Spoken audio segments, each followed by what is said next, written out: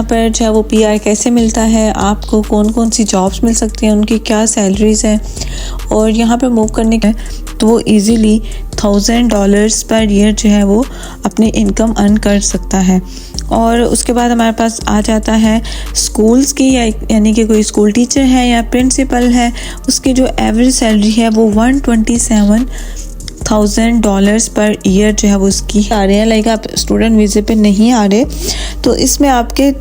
अस्सलाम वालेकुम दोस्तों, उम्मीद करती हूँ कि आप सब खैरियत से होंगे। आज काफ़ी दिनों के बाद मैं ये वीडियो बना रही हूँ आप सबके लिए, और आज इस टॉपिक में मैं वीडियो बना रही हूँ वो आपके लिए है कि इस टाइम जो न्यूजीलैंड में जॉब अपॉर्चुनिटीज़ हैं वो कौन कौन सी हैं। न्यूजीलैंड एक बहुत ही अच्छी कंट्री है। अगर आप यहाँ पर मूव करना चाहते हैं, अपने वीज़े के लिए अप्लाई करना चाहते हैं या फिर कोई भी जॉब करना चाहते हैं, न्यूजीलैंड में जो हमारे पास सैलरी है वो बहुत ही अच्छी मिलती है, जो कि 79,000 पर ईयर डॉलर्स में जो है वो इसकी एवरेज है, जो कि एक बहुत अच्छी अमाउंट है। इसके अलावा यहाँ पर जो है वो पीआर कैसे मिलता है, आपको कौन कौन सी जॉब्स मिल सकती हैं, उनकी क्या सैलरीज़ हैं, और यहाँ पर मूव करने के क्या एडवांटेजेस हैं, वो मैं आपको आगे चल कर इस वीडियो में डिटेल में बताती हूँ। आप मेरे चैनल को ज़रूर सब्सक्राइब करें, लाइक करें और इस वीडियो को अपने दोस्तों के साथ शेयर करें। और अगर आपकी कोई भी इंक्वायरी होती है आप हमारे नंबर पर रब्ता कर सकते हैं। और आजकल काफ़ी लोगों के मैसेजेस आ रहे होते हैं कि आपका रिप्लाई लेट हो रहा है, क्योंकि मैं ट्रैवल कर रही थी और इसके अलावा कुछ बिज़ी हो जाते हैं जॉब्स में, जिस वजह से आप लोगों को टाइम पे रिप्लाई नहीं दे सकते। लेकिन हम कोशिश करते हैं कि जितने लोगों के साथ हम कांटेक्ट कर सकते हैं, जितने लोगों को प्रोवाइड कर सकते हैं सर्विसेज, वो करते रहें।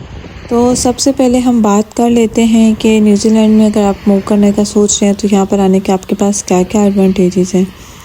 यहाँ की जो हमारे पास टैक्स रेट है वो बहुत लो है,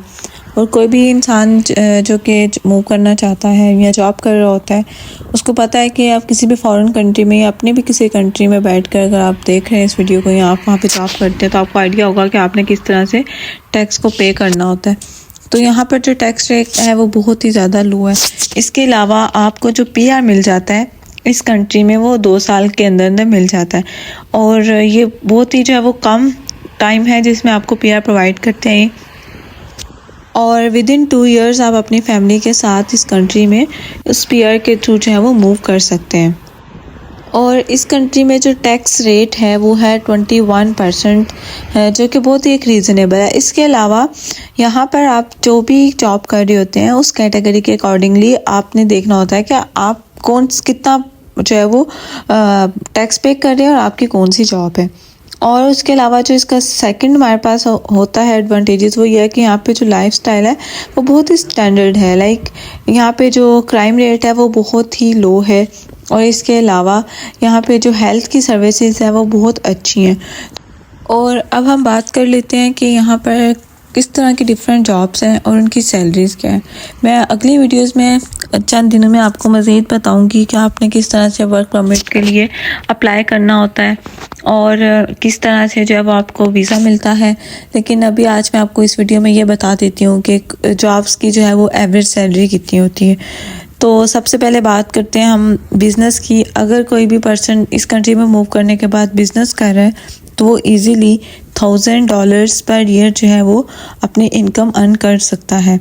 और उसके बाद हमारे पास आ जाता है स्कूल्स की, यानी कि कोई स्कूल टीचर है या प्रिंसिपल है, उसकी जो एवरेज सैलरी है वो $127,000 पर ईयर जो है वो उसकी एवरेज होती है, जो कि गुड अमाउंट है किसी भी किस्म की सैलरी को लेकर। उसके बाद अगर कोई इलेक्ट्रीशियन है जो कि न्यूजीलैंड में काम कर रहा होता है तो उसकी जो हमारे पास सैलरी आती है वो $78,000 पर ईयर्स है।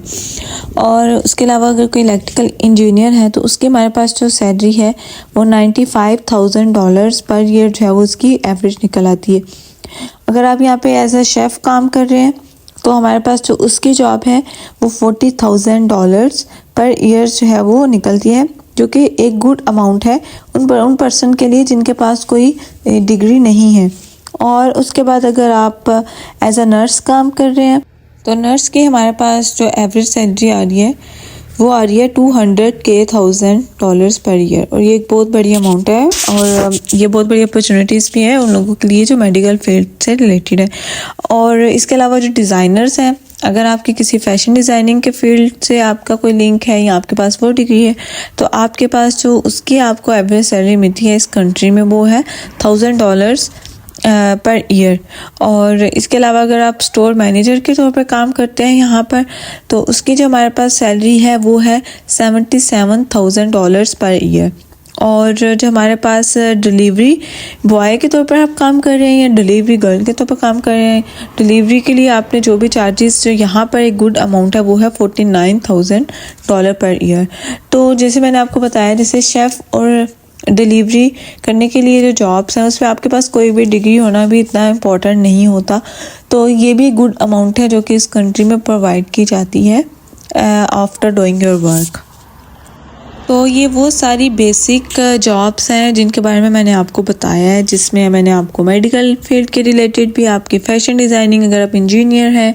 या आप स्टोर मैनेजर के तौर पर काम करना चाह रही हैं, आप बिज़नेस करना चाह रही हैं, उनके अगर ड्राइवर भी हैं तो उन सब की जो सैलरीज़ हैं जो मैंने आपको और जो अमाउंट मैंने आपको बताई है ये ऑलमोस्ट वही जो है वो ड्राइवर्स की भी जॉब्स जब होते हैं यहाँ पर तो उनको यही सैलरी दी जाती है। इसके अलावा मैं आपको ये बता दूं कि न्यूजीलैंड में जो है वो एक कंपनी है जो कि